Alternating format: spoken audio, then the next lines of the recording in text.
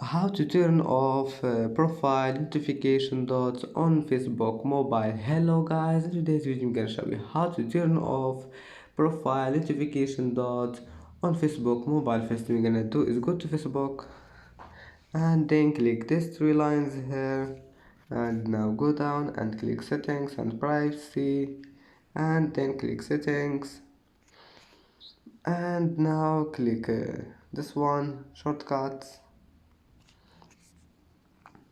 and then click notification dots, and then click uh, this one, profile, and as you see profile has been turned off. And that's how to turn off profile notification dots on Facebook mobile. And that's it for today's video. If you like this video, don't forget like and subscribe, and see you in the next video.